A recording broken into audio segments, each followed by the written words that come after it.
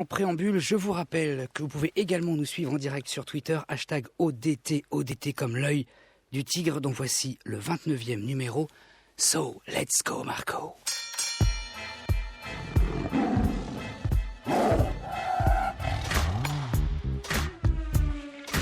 Oh my gosh.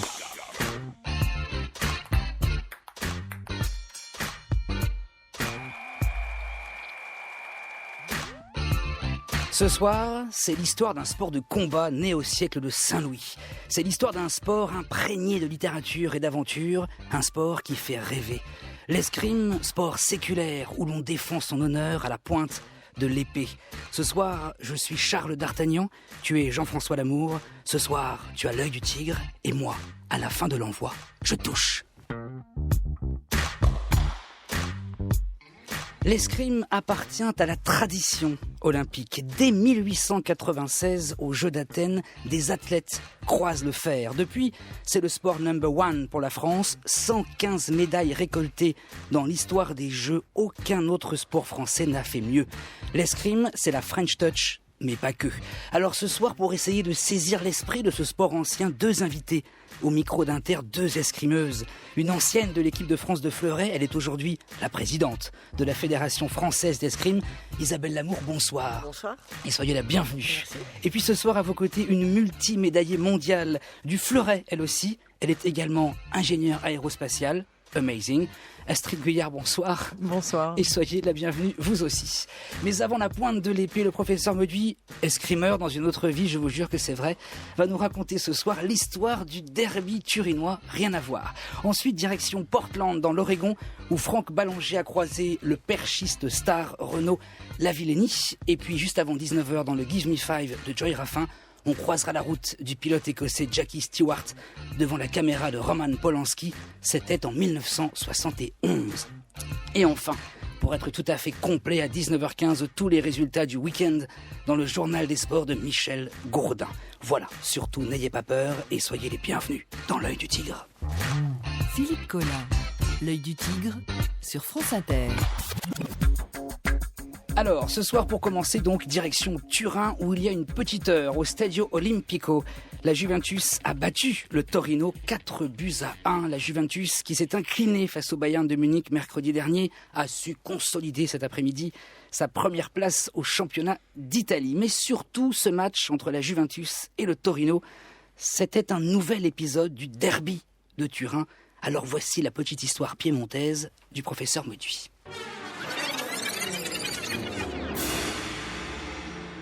Salut Mauduit. Salut Colin, bonsoir à tous. Qu'est-ce qu'un derby ? Eh bien, regardons dans le dictionnaire, des ratisés, des rayés, des rayures. Ah, derby. Nom masculin, chaussure basse dont les œillets se rejoignent par le serrage des lacets. Le derby est donc le type de chaussure le plus répandu. Dans cette acception, aucun signe de crampon, à la différence d'un derby sportif. Match qui oppose deux clubs géographiquement proches. Des derbys, il y en a des tas. Mais celui de Turin est sans doute l'un des plus beaux, avec des coups de pied, des coups d'éclat, mais aussi des coups bas. Nous nous trouvons à Turin en 1890. Autrement dit, nous sommes dans un pays tout neuf. L'unité italienne, le Risorgimento, ne s'est achevée que 10 ans plus tôt. Oui, Turin est en plein essor industriel. C'est un immense chantier. Le tunnel de Fréjus, tout récent, fait de cette ville un passage obligé. Un immense bâtiment, tout juste inauguré, symbolise le dynamisme de la ville. C'est la Mole Antonelliana, avec son dôme qui culmine à 167 mètres. Le dôme de la Mole et pas le dôme de la Mole, car Turin est une ville en pleine croissance. Ici, la pratique du football arrive doucement, venue d'Angleterre. Là-bas, c'est un sport à la mode, dans les collèges. Donc, pas étonnant que les étudiants de Turin se l'approprient. Ce qui vient d'Angleterre, ça fait classe. En 1897, un club est créé par quelques lycéens. Évidemment, des fils de bonne famille. Car alors, quand on est pauvre, on ne va pas au lycée. Quel nom donner au club ? Tiens, un nom latin, ça aussi ça fait classe.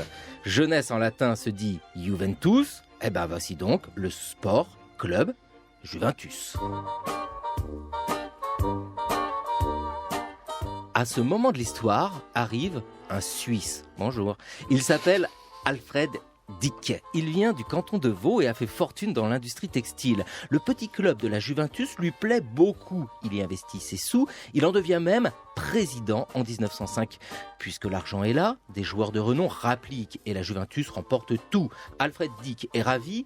Trop peut-être. Il décide de transférer son club en Suisse, chez lui, un vrai coup bas pour les Turinois.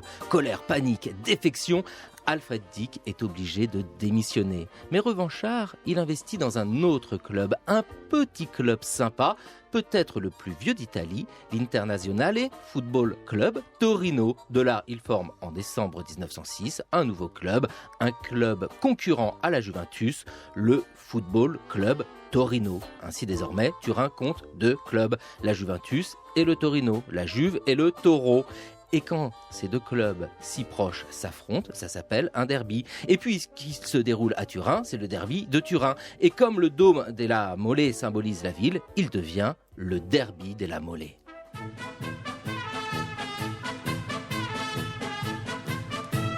Le derby de Turin déchaîne les passions italiennes. La première rencontre a lieu le 13 janvier 1907. Pour ce premier derby, Alfred Dick, patron du Torino, est enfermé dans les vestiaires par les joueurs de la Juventus. Petit coup bas, mais son club est vainqueur. Alfred est aux anges, il a gagné son pari, vaincre la Juve. Avec ces deux clubs à Turin, dès lors s'impose une construction identitaire dans laquelle la Juventus est le club de la bourgeoisie et le Torino celui du prolétariat. C'est surtout vrai à partir de 1923, quand la famille Agnelli, les industriels de l'automobile, rachètent la Juventus. Ah bah oui, avec les patrons de Fiat à la tête de la Juventus, l'opposition d'un club de riches à un club de pauvres prend tout son sens. La Juve en blanc et noir est surnommée la vieille dame face au pseudo-prolo grenat du Torino. Là où le Torino gagnait les derbies, voici que la Juve prend le dessus. Je vous ai dit qu'il y avait des coups bas. En 1927, les dirigeants du Torino achètent un joueur de la Juve. L'affaire fait scandale. Dans l'Italie de Mussolini, le Torino Prolo subit les foudres du pouvoir fasciste. D'ailleurs, dans les années 1930, la Juve est glorieuse. Bon, la décennie suivante, le Torino fait son retour. Voici venu le temps du grand Torino, il grande Torino.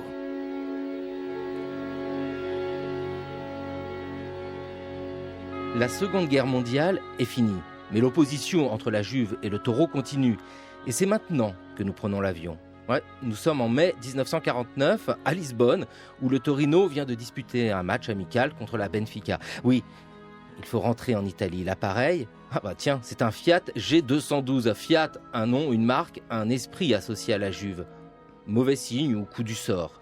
Le 4 mai 1949, à l'approche de Turin, l'avion s'écrase avec l'ensemble de l'équipe du Torino. 31 victimes, dont 18 joueurs. Le coup est dur. Torino ne s'en relève pas vraiment, de ci, de là. Quelques coups d'éclat, mais rien comparé à l'ascension de la Juve. Alors la Juve, c'est quoi? Un grand club, oui. Fiat, les compétitions internationales, Platini. Le Torino, c'est un grand club aussi, un passé glorieux, mais surtout un lien indéfectible avec sa ville. Alors à coup sûr, disons que la Juve est le club de l'Italie et le Torino, celui de Turin. Merci beaucoup, professeur Mauduit, et à la semaine prochaine. Il y a Zorro, et puis Cyrano, et même Luke Skywalker. Le duel à l'épée, au fleuret ou au sabre, c'est une vieille histoire. C'est une histoire fabuleuse, faite de corsaires et de pirates, de capes et d'épées, de samouraïs et de ninjas. C'est une histoire qui fait rêver. L'escrime, c'est un sport à part. C'est un sport français, dit-on. Peut-être parce que c'est un sport de la courtoisie. Mais l'escrime, c'est avant tout un art du toucher. Du toucher sans être touché. C'est donc un art du réflexe. Cela dit, avant d'aller un peu plus loin, souvenons-nous des bases de ce sport de combat. L'escrime se pratique avec l'une des trois armes de base. Le sabre, l'épée, arme traditionnelle du duel, le fleuret. Une veste de toile, un masque et un gant assurent la protection. Pour éviter les blessures, chaque arme est mouchetée, c'est-à-dire garnie à son extrémité d'un morceau de peau qui la rend inoffensive. À l'escrime, comme à la boxe, la défense est de première importance. Et c'est la parade qui permet d'éviter adroitement la lame adverse. Fait étrange, l'art de l'escrime était inconnu avant le XIVe siècle, quand l'introduction de la poudre à canon rendit inutiles les armures et les pesantes lames d'acier. Celles-ci durent alors être remplacées par des armes plus légères pour être plus maniables. La force brutale était devenue inutile et l'on apprit à se servir d'une épée avec une précision presque mathématique. Aujourd'hui, l'escrime peut, aux yeux de certains, faire partie de la vieille histoire, mais au cœur des sportifs, c'est un art encore jeune et bien vivant. L'escrime, c'est un art encore jeune et bien vivant. Isabelle Lamour, vous êtes une ancienne escrimeuse de haut niveau, vous avez appartenu à l'équipe de France d'escrime, vous êtes aujourd'hui la présidente de la Fédération française d'escrime. Qu'est-ce que vous auriez envie de rajouter à ce son d'archives pour essayer de définir ce qu'est l'esprit de votre discipline ? Alors effectivement, c'est une discipline qui a une histoire, un patrimoine très riche, vous l'avez évoqué, mais c'est aussi une discipline de très grande technologie aujourd'hui. On a été la première discipline à avoir recours au vidéo-arbitrage. On utilise le Wi-Fi en compétition. Pour des raisons de sécurité, des recherches très poussées dans des matériaux. La lame de l'escrimeur a fait l'objet de nombreuses recherches pour bien évidemment éviter les accidents. Les tenues des escrimeurs. Donc vous voyez, c'est au carrefour de tout cela, l'escrime. C'est à la fois une très grande famille, on en avait parlé hors juste antenne avant tout à l'antenne, l'heure. on va en parler encore tout à l'heure, oui. Une grande famille avec une histoire très riche, avec une histoire olympique aussi excessivement riche. Et puis cette technologie, ce sport qui est tout sauf un sport poussiéreux. C'est un sport qui avance en permanence, qui se remet en question en permanence. Une très grande richesse. Astrid Guyard, vous êtes multimédaillée au niveau mondial. Vous vous êtes qualifiée dimanche dernier à Cuba pour les JO de Rio qui arrivent l'été prochain. Même question, comment est-ce que vous auriez envie de définir l'esprit de votre sport, vous qui le pratiquez encore aujourd'hui à haut niveau ? Alors l'escrime aujourd'hui, c'est avant tout un sport moderne, donc effectivement, sport de précision, sport de finesse, sport d'adresse. Mais aujourd'hui, il y a une véritable dimension physique aussi dans ce sport. On est tout le temps en appui, tout le temps en mouvement, tout le temps en flexion. C'est une histoire d'explosivité, de puissance. On est au niveau de notre cardio toujours à 180 pulses minimum. Donc c'est cette dimension-là aussi qu'il faut prendre en compte, tout en gardant une certaine lucidité, pour pouvoir observer son adversaire et mieux le tromper. Donc voilà, c'est un sport, on va dire, avec beaucoup de composantes techniques. On l'a vu dans ce son d'archives, tactique pour piéger l'autre, mais également physique et mentale. Alors aux origines, au tout départ, on va dire, c'est une activité un peu guerrière, c'est-à-dire qu'on apprend à manier l'épée pour se battre sur les champs de bataille, mais aussi dès le départ, dès les origines, c'est une esthétique du corps en mouvement, l'escrime, c'est une chorégraphie. Je crois que Louis XIV l'avait inscrit comme art académique, il y avait la danse, l'équitation et l'escrime. Parce que l'escrime, c'est aussi un spectacle. C'est très spectaculaire, l'escrime. Astrid Guyard. Oui, c'est quelque chose, en tout cas, c'est un retour que j'ai souvent en me disant, mais l'escrime, c'est esthétique. Ben oui. Alors moi, je m'en aperçois pas forcément parce que je suis face à mon adversaire, mais il est vrai que sur certains matchs, j'ai vraiment cette sensation d'être en train de faire un ballet avec mon adversaire. Alors j'appelle ça faire la vague. C'est-à-dire qu'on a un mouvement d'aller-retour et en étant en résonance avec mon adversaire, à un moment donné, je sens que c'est le bon moment et que c'est le moment où il faut que j'attaque. Isabelle Lamour, c'est un spectacle, l'escrime ? Oui, il y a beaucoup d'élégance dans un match d'escrime. Alors, ce qui est intéressant aussi, c'est d'appréhender les différences d'une arme à l'autre. On en parlera peut-être, la différence entre l'épée, le fleuret et le sabre. Donc, il y a des armes qui sont très explosives, d'autres qui sont un petit peu plus... qui s'inscrivent un petit peu plus dans la durée, mais où peut-être le côté rusé ou créatif, inventif est plus important. Donc oui, c'est un sport avec beaucoup d'élégance où, comme l'a dit Astrid, il y a une composante physique intense, mais il y a aussi la nécessité d'être lucide, de construire sa touche, d'être, encore une fois, inventif, créatif. Voilà, et je pense que c'est ce qui fait aussi que ce sport a traversé les siècles de cette façon-là. Comment est entré l'escrime dans votre vie, à l'une et à l'autre, dans votre vie de petite fille ? J'imagine qu'on commence l'escrime tôt quand on est championne de haut niveau. Isabelle Lamour. Moi, c'est une histoire de famille. Mon père en faisait. Et quand il a décidé de s'y remettre, j'avais 6 ans. Donc il a retrouvé son ancien maître d'armes et je l'ai accompagné à la salle. Et j'ai commencé à ce moment-là, quand lui a repris. Et... Vous avez eu envie d'en faire ou c'est lui qui vous a demandé? Non, mais parce que... Il vous a dit, je ne vais pas vous donner mon âge, mais enfin, il y a quelques décennies, voilà. L'approche était moins ludique pour les enfants qu'elle J'imagine. peut l'être aujourd'hui. Donc J'imagine. il y avait un côté... C'était dur. Oui, c'était un ancien maître d'armes avec des méthodes... Médiéval. Enfin, je Non, fais ça. peut-être pas médiéval. Je fais ça. Je vous remercie infiniment. Je fais ça. Ça Mais- veut dire vieux maître d'armes. donc, Non, mais en tout cas, des méthodes qu'on ne pourrait pas envisager aujourd'hui pour fidéliser un enfant et en tout cas pour lui donner envie de continuer. Mais vous j'ai- avez quand même accroché parce Oui, que vous j'ai êtes resté. accroché, mais j'ai pas vraiment eu le choix. De haut niveau, quand même, une escrimeuse de haut niveau, donc vous avez accroché à cette Ouais, discipline. mais à l'époque, j'avais pas vraiment le choix. Tu iras à la salle, ma fille. Et puis finalement, je le remercie aujourd'hui, mon père, parce que grâce à lui, j'ai vécu et je vis toujours une très belle aventure. Évidemment. Astrid, vous, alors comment c'est entré dans votre vie l'escrime? Une histoire de famille également. Bah oui, forcément. J'ai un grand frère, Brice Oui, Gouillard, bien qui sûr. est champion Un grand olympique, champion aussi, bien sûr. et qui a commencé donc l'escrime avant moi. Et il se trouve que je venais le chercher à la salle d'armes accompagné de ma maman. Ou plutôt l'inverse. Et quand j'ai eu l'âge de commencer, à 5 ans, le maître d'armes m'a dit, bon, arrête de toucher à tout et vas-y, prends un fleuret et à toi maintenant. Et puis c'est vrai que pour une maman, d'un point de vue logistique, avoir les deux enfants à la même activité, c'est drôlement pratique. Donc voilà, ça s'est fait comme ça, un hasard de vie en fait. Et est-ce que vous aviez des héros? Puisqu'en fait, ce sport, il véhicule une tradition à la fois littéraire ou même héroïque. Justement, il y a les corsaires, D'Artagnan, Cyrano. Est-ce que c'est des choses qui vous ont accompagné petite? Est-ce que tout d'un coup, on se prend pour D'Artagnan? Isabelle Lamour. Oui, moi, D'Artagnan, c'est certain. J'ai vu oui. toutes les versions. Voilà. Moi, c'est certain, c'est D'Artagnan. Un mousquetaire. Ouais. Moi je dis que c'est Zorro le plus fort. Mais Je suis d'accord. Je suis d'accord, c'est forcément Zorro le plus fort. Alors, pour compléter le début de notre discussion, j'aimerais qu'on écoute le témoignage maintenant d'un maître d'armes, le maître Sandoval. C'était il y a une petite quinzaine d'années, en janvier 1993. Les escrimeurs, je les aime beaucoup, évidemment. Il faut penser que dans le monde moderne, qui est tout de technique et de pratique, c'est tout de même un milieu un peu spécial et je ne sais même pas s'ils s'en rendent compte. Parce que l'escrime, c'est un anachronisme dans le monde moderne.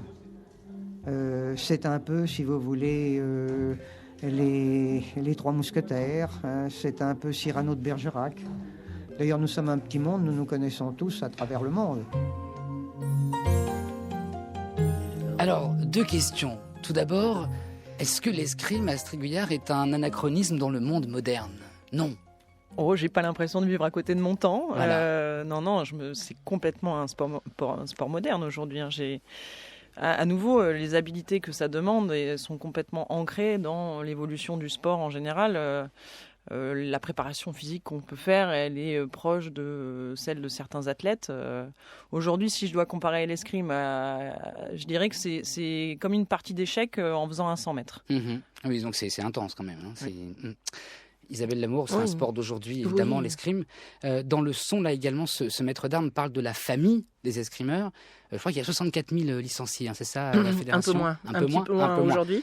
Donc c'est à la fois beaucoup, 50 000, 60 000 personnes, mais c'est pas énorme. On sent que c'est familial, l'escrime. On sent que tout le monde se connaît un peu quand même, non? Oui, tout à fait. Alors, encore une fois, on est une grande famille, mais au sein de cette famille, il y a 3 familles qui sont les fleurettistes, les épéistes et les sabreurs.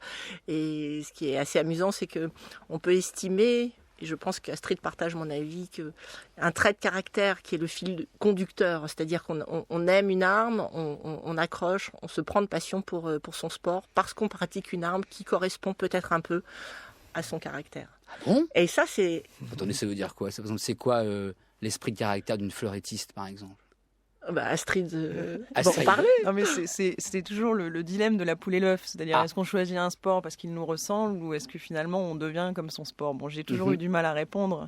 Ce qui est sûr, c'est que le fleuret, c'est une arme très complète, technique, tactique, physique, mentale, je l'ai dit. Et ça me correspond parce que voilà, je suis une personne curieuse, touche à tout. Et du coup, j'y trouve mon compte dans le fleuret. Est-ce que c'est plus une arme féminine, le fleuret?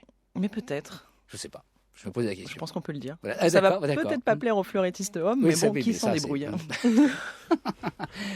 De loin, on a aussi parfois l'impression que c'est un sport aristocratique. de par ses origines déjà, par exemple, ou seigneuriales ou chevaleresques, mais aussi parce que voilà, on a le sentiment que c'est une certaine catégorie de personnes qui le pratiquent. C'est peut-être faux. J'aimerais savoir, est-ce que vous pensez que ça s'est popularisé, par exemple, l'escrime depuis 20-30 ans, ou ça reste quand même un milieu plutôt bourgeois? Isabelle Lamour, vous en pensez quoi? Moi, je trouve que c'est une discipline qui s'ouvre. Alors, vous avez raison. Quand on remonte quelques décennies en arrière, effectivement, on pouvait...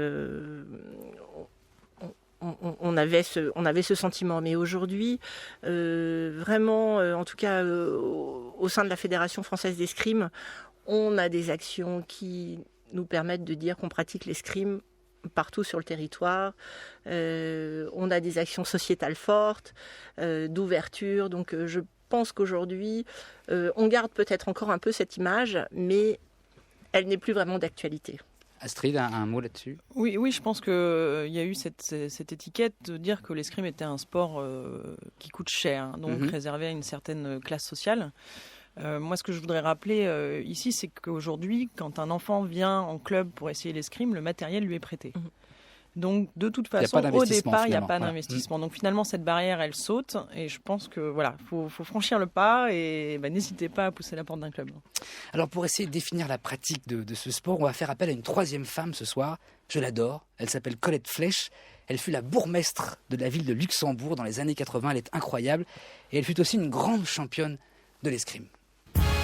Je crois que l'escrime a quelque chose qui m'a toujours fasciné. Et ça, c'est que ce n'est pas uniquement l'effort physique, mais qu'il y a aussi un effort de réflexion très prononcé dans l'escrime. Il faut... Vous savez, très souvent en escrime, on ne fait pas une action pour toucher en première intention, mais on travaille en deuxième, en troisième, en quatrième intention. Et c'est ça ce qui fait la beauté du sport. Et ça, c'est évidemment une chose que les non-initiés ne peuvent peut-être pas percevoir, car l'image, même à la télévision, lorsque c'est bien pris, ne le rend pas. Mais c'est, à mon sentiment, ce qui fait la beauté de ce sport, cette unité de l'aspect physique et de l'aspect intellectuel. Alors Astrid Guillard s'est beaucoup amusée à écouter ce son, n'est-ce pas? Non, c'est-à-dire que maintenant c'est officiel, nous sommes tous fous, quoi. Donc c'était Colette Flech, la bourgmestre de la ville de Luxembourg, mais elle dit quand même des choses intéressantes qui reprend un peu votre idée de la partie d'échecs sur 100 mètres. C'est qu'on a parfois du mal à imaginer, mais en effet l'escrime c'est un sport très très tactique et parfois on joue, vous allez nous le confirmer Astrid ou Isabelle, avec 3-4 coups d'avance. Oui, alors ça c'est vraiment quand on pousse le raisonnement à l'extrême. En fait il y a aussi une grosse part d'instinct en escrime. Et donc à force de s'être entraîné, d'avoir répété les gestes, en fait sans s'en apercevoir, on a une grande banque de données derrière notre tête, dans notre inconscient. Et effectivement, à un moment donné, on va sentir le coup à sortir. Et ça fait 2, 3, 10 secondes qu'il est en train de se préparer. Mais en fait, tout ça n'est pas conscient. On ne peut pas tout intellectualiser comme ça. Ça passe par le ressenti, par l'instinct. Mais ça, ce n'est possible, cette créativité-là, parce qu'il y a du travail en amont et de l'expertise.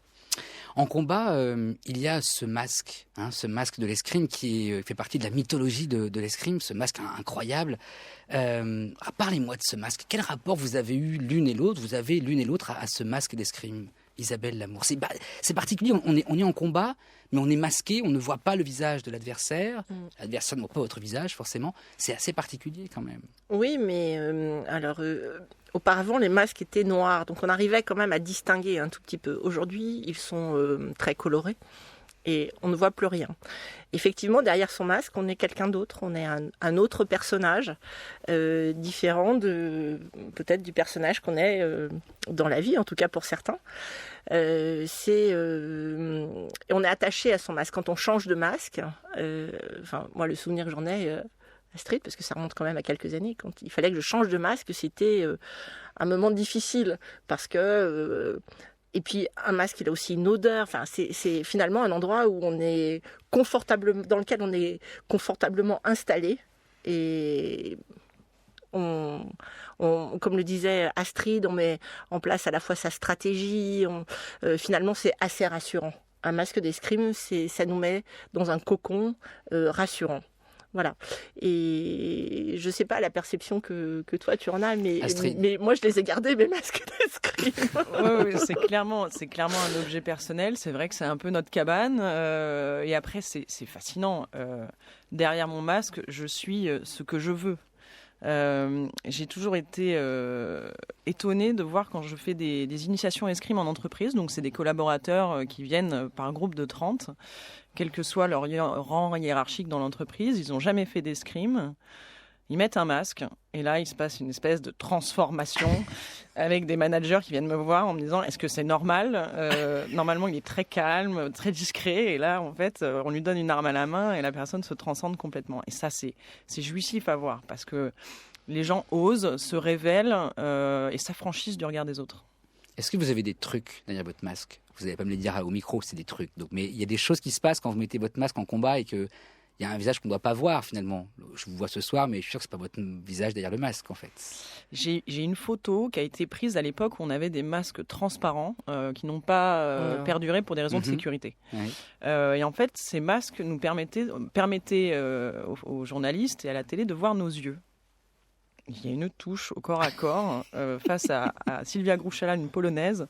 J'ai les yeux complètement exorbités. Je me suis dit, mais c'est pas possible, ce n'est pas moi, quoi. Je n'ai pas su me reconnaître, en fait. La semaine dernière, à votre place, on parlait de boxe et on disait qu'un boxeur, il a peur de monter sur le ring. Mais c'est une peur légitime, normale, c'est un combat au poing. Est-ce qu'un escrimeur, une escrimeuse, elle a peur d'aller au combat comme le boxeur ou pas du tout ? Isabelle. Moi, je veux pas parler pour les autres. Ce que je ressentais, c'est toujours au moment où je montais sur la piste, quelques secondes finalement, où effectivement j'avais peur. Et puis très vite, l'envie d'en découdre, et puis et l'engagement et la concentration faisaient place à cette peur qui finalement était, je pense, assez stimulante. Je prenais ça pour de la peur, mais finalement, ça n'était peut-être pas de la peur. C'était un sentiment très bizarre qui était une étape indispensable pour rentrer vraiment dans mon match. Astrid ?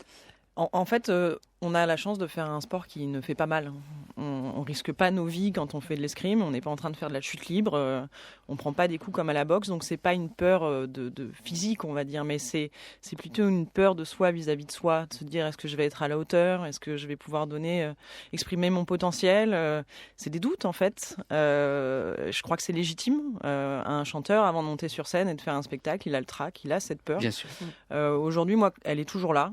Et j'aime bien qu'elle soit là. Limite, elle n'y serait pas, ça m'inquiéterait. La clé, c'est plutôt de l'accepter et puis de réussir à transformer ça en concentration. Dimanche dernier, vous étiez à Cuba, donc vous êtes qualifié pour les JO de Rio avec un match fantastique. Là, il y avait un gros enjeu, par exemple, Astrid. Est-ce que vous avez eu peur à Cuba dimanche dernier ? Pas forcément peur de prendre un coup, mais peur de perdre, par exemple, et de ne pas être à la hauteur de l'enjeu qui était celui-là dimanche dernier. Ça m'a bien sûr traversé l'esprit de pas être à la hauteur, mais ce que je fais dans ces cas-là, c'est vraiment que je me recentre sur ma stratégie. Ma stratégie, c'est de faire de l'escrime, d'être avec mon adversaire sur la piste, à la seconde près. Et voilà, et en fait, c'est quand je l'identifie, et le but c'est de l'identifier, j'essaye toujours de me recentrer sur une stratégie positive qui va m'amener à atteindre mon objectif. Alors vous êtes toutes les deux des fleurettistes, on en a déjà dit un mot, pardon. Est-ce qu'on peut reparler un petit peu des armes justement de l'escrime ?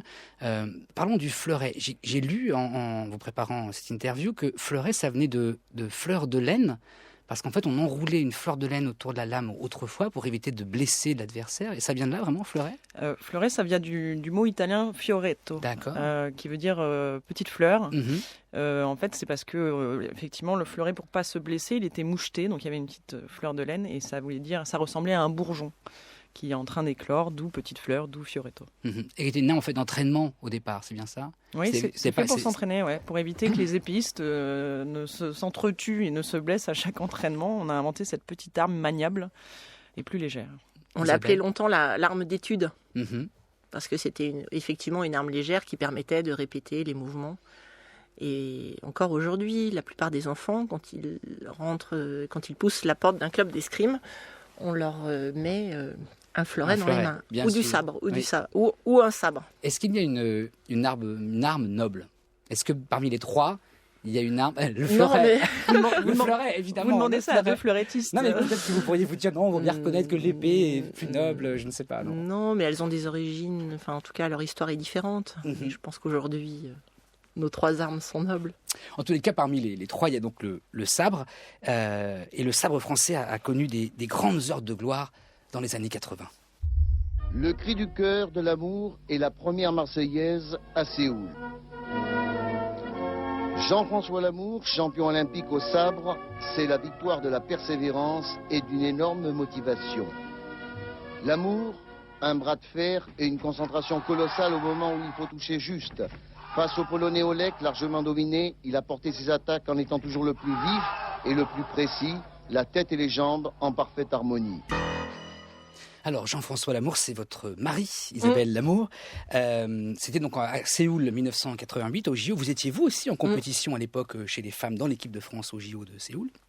Quel souvenir vous avez de ce moment-là, Isabelle Lamour ? Alors, sincèrement, là, pour le coup, j'avais vraiment peur et je n'ai pas assisté à son match. C'est vrai ? Je vous assure. Mais vous avez eu peur de quoi qu'il Mais perde ? là, c'est de la vraie peur. C'est-à-dire que la peur, quand on est sur la piste, on a peur, mais on est maître de son destin. Là, j'avais le sentiment.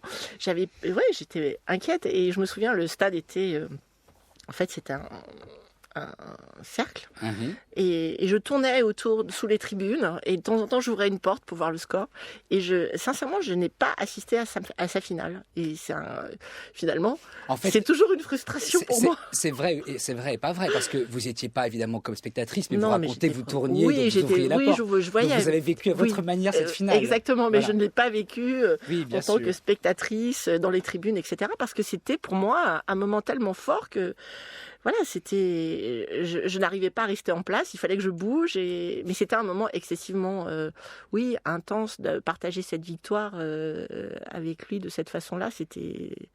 C'est un remarquable souvenir. Oui. En tout cas, c'est un moment qui a marqué la mémoire des Français, cette médaille d'or de Jean-François Lamour en 88. Vous, Astrid, en gros, vous naissiez à cette époque-là, mais est-ce qu'il incarne quand même quelque chose, Jean-François Lamour, comme escrimeur pour vous qui êtes escrimeuse de haut niveau aujourd'hui ?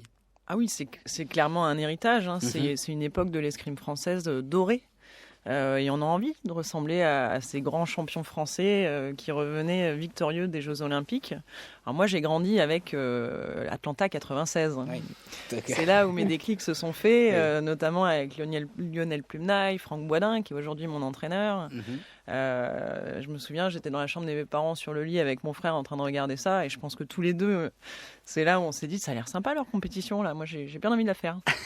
Voilà. Vous allez y retourner dès l'été prochain à Rio. On dit aussi que c'est un sport très français, mais j'ai beaucoup entendu qu'il y a une école italienne de l'escrime. Est-ce qu'il y a une vraie différence ? C'est quoi cette école italienne ou alors pas tant que ça ? Isabelle Lamour, il y a une école italienne de l'escrime ? Oui, il y a une école italienne. Et c'est quoi l'école italienne ? L'école italienne, c'est alors les premiers maîtres d'armes, vraiment. On va dire que c'est la Renaissance, en fait, voilà, c'est ça, la exactement. Renaissance. Voilà, le berceau de l'escrime. Est-ce qu'on peut l'appeler l'escrime moderne ? Je n'en sais rien, mais en tout cas, c'est. C'est le 15e siècle en Italie, il y a des maîtres d'armes qui naissent là. Exactement. Et donc, il y a une vraie culture de l'escrime. Et ils ont une approche très différente de la nôtre. Donc, on parlait du nombre de licenciés. Eux sont 14 000. Mais ils ne cherchent pas à se développer, finalement. Ils sont tout petits, en fait. Oui, alors ce sont des clubs très privés. Et là aussi, l'approche en Italie, elle est un peu différente parce que on peut dire qu'en Italie, c'est réservé à une aristocratie, on va dire. À une élite, voilà. D'accord. Probablement. Vous voyez, par exemple, en termes de matériel, dès le plus jeune âge, ils sont équipés avec leur propre masque, leur propre tenue, protection 800 Newton. Ils se posent même pas la question de savoir s'ils ont 1-2 armes. Ils ont vraiment, ils ont un équipement très performant dès le plus jeune âge. Ils ont cette culture d'escrime. Alors après, au niveau de la